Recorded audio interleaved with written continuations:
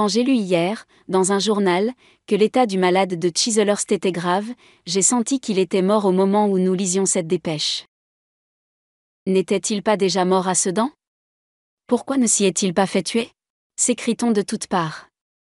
Sans doute il a manqué là une belle occasion de mourir, mais la raison qui la lui a fait manquer est bien simple, un mort ne peut pas courir la mort. Il y avait déjà 3 ans que Napoléon III n'existait plus. Les événements n'agissaient plus sur lui que comme la pile de Volta sur un cadavre. Ses velléités libérales, de la dernière heure étaient, dans la situation où il se plaçait, des illusions que le raisonnement ne contrôlait plus. Au reste, pour qui aurait étudié de près, sans prévention d'aucun genre, toute la vie de cet homme funeste, je crois que l'observateur se serait assuré d'une chose nouvelle à dire, mais ancienne dans l'histoire. C'est que certains personnages historiques n'ont pas eu de libre arbitre et n'ont pas existé dans l'acception que nous donnons au mot existence comme conscience de la vie. Celui-ci a été traité d'homme chimérique. Le mot est juste s'il désigne un cerveau nourri de chimères, encore plus juste s'il dépeint un être problématique, insaisissable à l'analyse. Moi, je dirais simplement l'impression qu'il m'a causée personnellement. Il jouait tout le monde et lui-même. Il croyait à ce qu'il disait, mais en se regardant comme unique moyen de salut, comme l'instrument investi d'une mission inévitable, ne se sentant pas à l'énergie physique et morale nécessaire, mais comptant le trouver dans l'arrangement fatal des circonstances, il adoptait toutes les idées qu'on voulait lui suggérer, sous forme d'oracle.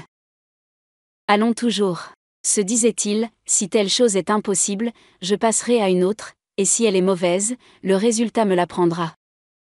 L'exercice du pouvoir absolu aidant, cette illusion de jouer à pile ou face avec les événements devint une monomanie, et le fatalisme tranquille et patient prit toutes les apparences d'une force et d'une habileté.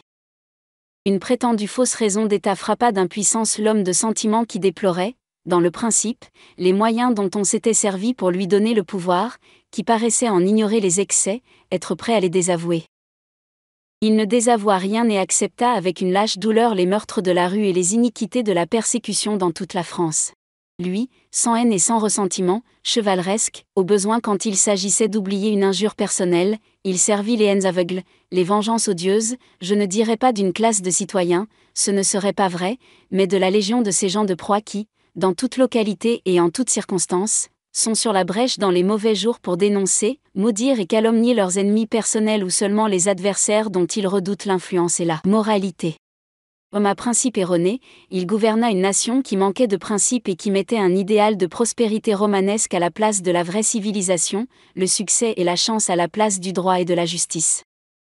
La France l'avait trop accepté, elle était devenue chimérique comme lui, elle partagea sa décadence en la précipitant. Elle se trouva désorganisée, anarchique et sans conscience d'elle-même. Elle le maudit avec excès quand elle se vit perdue. L'implacable colère ne s'avoua pas qu'elle était trop tardive pour être digne. Napoléon III ne méritait jamais ni cet excès d'honneur, ni cette indignité d'être traité comme un monstre. Il ne mérita pas davantage d'être rabaissé jusqu'à l'idiotisme. Il eut, comme homme privé, des qualités réelles. J'ai eu l'occasion de voir en lui un côté vraiment sincère et généreux. Il eut aussi un rêve de grandeur française qui ne fut pas d'un esprit saint, mais qui ne fut pas non plus d'un esprit médiocre. Vraiment la France serait trop avilie si elle avait subi pendant 20 ans la toute-puissance d'un crétin travaillant pour lui seul. Il faudrait désespérer d'elle à tout jamais. La vérité est qu'elle prit ce météore pour un astre et ce songeur silencieux pour un homme profond. Puis, quand elle le vit succomber à des désastres qu'elle eût dû prévoir et prévenir, elle le prit pour un lâche. Si l'on me dit que j'ai parlé du trépassé de Sedan avec trop d'indulgence, je répondrai ceci pour me résumer, le grand coupable, c'est l'esprit aventureux de la France. Je voudrais avoir encore plus de bien à dire du caractère de Napoléon III.